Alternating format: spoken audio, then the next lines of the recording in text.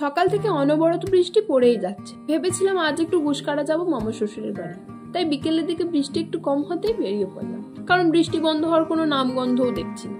বাড়ি থেকে গুসকাড়া মাত্র ওই 6-7 কিলোমিটারের মতো। বদনাম হচ্ছে বলে উঠে যাচ্ছে। এগুলো দেখে কি কেউ বুঝতে পারছো এগুলো কি?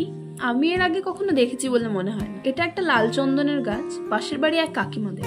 এই গাছটার অধিকাংশ ডালপালা নিয়ে মামার বাড়ির ছাদের দিকে ঝুঁকে আছে। বীজগুলো দেখতে এতটাই সুন্দর, তাই আবার ছাদ গেলাম কিছুগুলো কালেক্ট করবো বলে। এই তো এখানে আছে। আচ্ছা দিদি ভাই, এই তো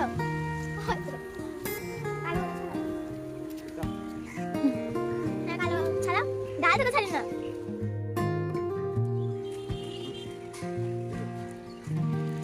কি সুন্দর, কি সুন্দর দেখেন, কি ব্রাইট।